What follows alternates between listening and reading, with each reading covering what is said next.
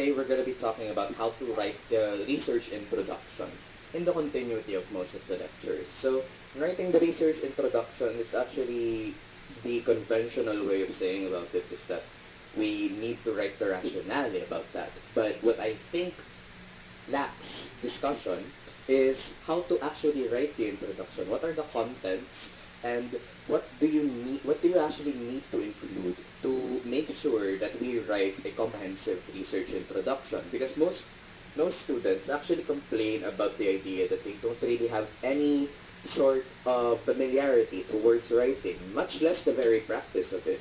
So therefore, I actually devised a way for most of the students to be able to write comprehensively. And of course, we're going to refer to that as writing by the structure. See, I think that most students, when writing anything, is actually reflecting their familiarity over the structure of their written material. So therefore, in writing the introduction, we're gonna go to the actual structure of it as to how and why we need to include such types of information for it to be rendered as an effective rationale. So, that being said, let's go to the 5 major parts of writing the introduction. Of course, to give a general preview of writing the introduction for the research orients most of the upcoming readers of the research to what is the nature or how does the researcher expound on their interpretation on the nature of the research.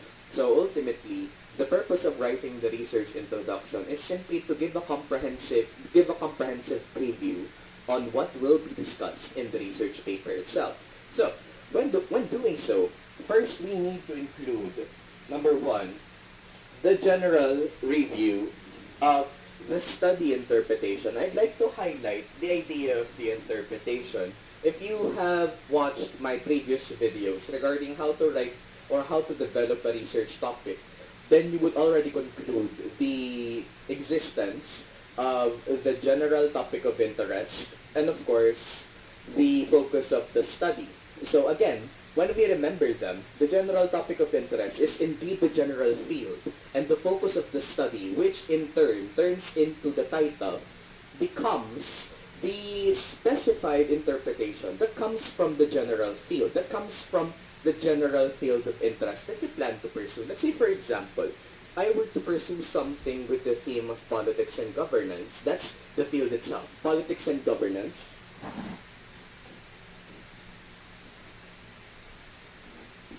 This is the field itself. That's the general field, politics and governance. Now, how do we extract something specified to politics and governance?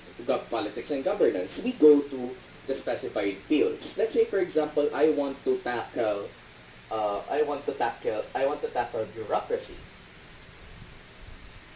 or perhaps you may be interested in pursuing democracy, or the systemic ideas of democracy. So, see, the idea here is the ability of the researcher to narrow down the general topic of interest. And with that being said, we tend to develop an even keener sense of familiarity towards the focus of the study. And therefore, we need to elaborate those interpretations first before we start, or rather, the first part in writing the introduction. So that's the first part. Secondly, of course, we go to the background information. The background information may consist of the following. It can consist of documents. It can consist of related researches. It can consist of authors or their viewpoints, their academic essays. And of course, ultimately, what may be rendered as the most genuine form of information that we can get for the background information is of course the experience. More particularly,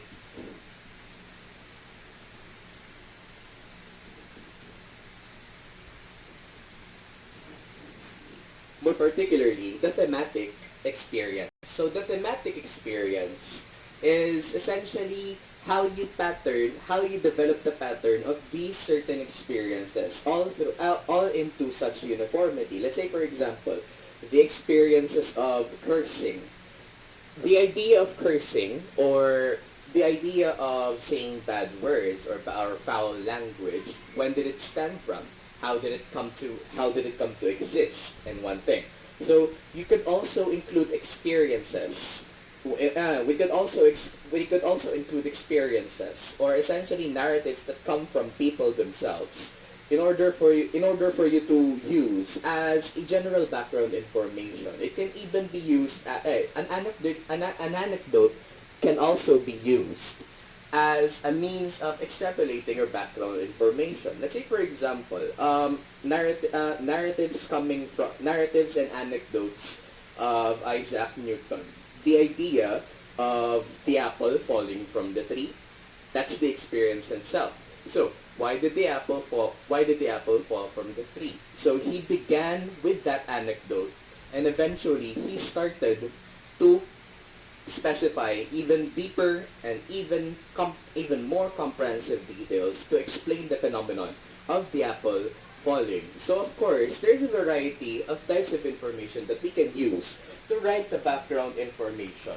You essentially provide yourself with supporting evidences, with supporting scenarios, with supporting phenomenon that actually supports your claim, that actually supports your idea of writing the study in the first place. So in relation to the background information, we now go to developing your most influential. To go back again, I'm sorry for the technical difficulties, but however, let's go back to the third item, which is of course going to the influential resources. Now, the idea of writing the influential resources is similar to writing the literature review. Like, for example, you gather one of the most influential authors in which you derive your ideas from. Let's say, for example, Concepts on Democracy. Concepts on democracy, they can be expounded through ideas of elitist democracy. There is also class-based democracy. There is also empirical democracy. There is also bureaucratic democracy and other formats. So, you see the differences in terms of interpretations. We actually have to use actual authors in order for you to support your claims. Let's say, for example, in the influential resources, we also make use of certain influential personages that don't necessarily publish their ideas, that don't necessarily publish their own researches. We could actually use statements coming from people, especially for those who often speak in press conferences. We could also use statements coming from those who write academic essays. We could also use statements that come from people as stipulated in their congressional bills and other legal documents in which their very name is inscribed on the statement itself. So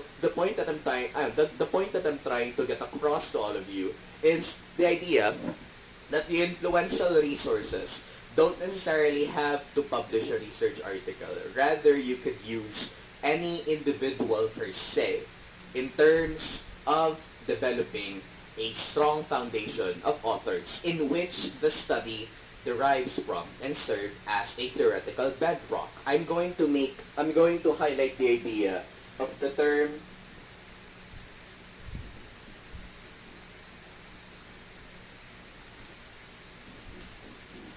theoretical bedrock.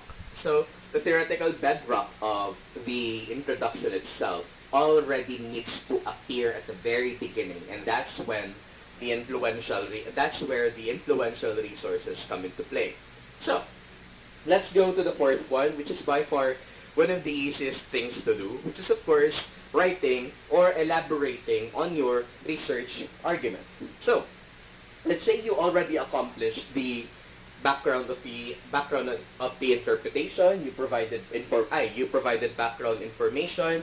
You provided influential resources to support your interpretation. Now, we're going to expound further on this interpretation and turn it into the research argument. Why? Because in writing the research argument, you actually develop a distinction as you, the researcher himself or herself.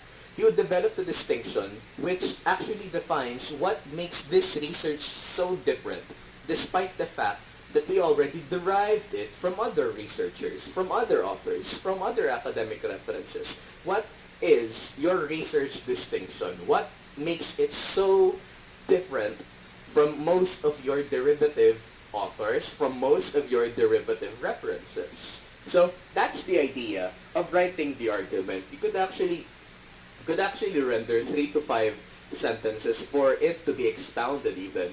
But essentially, in writing the research argument, you just specify the research interpretation even more. And eventually, you turn it into a proper argument in which the research aims to elaborate further on.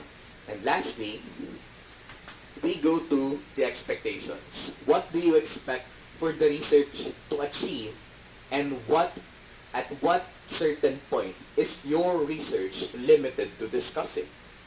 Why do we need to write the expectations? Because ultimately, we need to orient the readers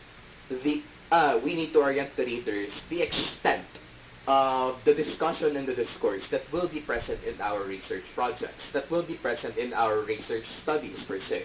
So, while doing so, while providing our expectations, in the process of doing so, we also give them their own certain individualized expectations. What will be discussed and what will not be discussed in your research study. In order for them to make the decision whether they have to provide other references aside from yourself, and of course, to look for other authors that may support or may even elaborate further on your research study. Because of course, we have this idea in academia in which all fellow academics support each other. They support each other through continuously criticizing papers, through continuously revising and debunking the claims of every research paper to develop a certain and even more accurate form of what is considered accurate and not true. So, these are the parts that you need to orient yourself into in terms of writing an effective rationale. And in the process of it, you already enable yourself to write an effective research introduction. So again, we follow the principle of writing by the structure so that it would be easy for you to determine what type of details, what specific type of information you plan to inculcate in the research itself. So, if this lecture has been helpful for you, please do not hesitate to share this video for those who you think might need it. And of course, please leave a like and of course subscribe for more updates coming from my latest videos. By the way, I would like to use this opportunity to announce that I will be publishing a book most probably after this month. And of course, the title is of course Writing by the Structure. Writing by the Structure is going to be a book which tackles and of course which contains essays on writing, and in terms of how or what items do we need in order for us to be even more effective writers, and the very importance of writing itself. What do we need to expound ourselves from that? So ultimately, thank you very much for watching. Stay safe and sanity.